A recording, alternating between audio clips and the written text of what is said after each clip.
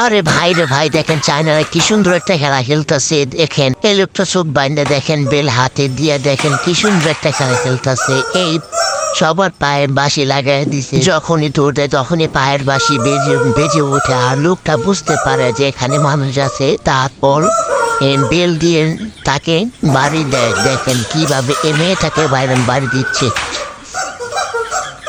খুবই সুন্দর একটা খেলা। আরে ভাই দেখেন,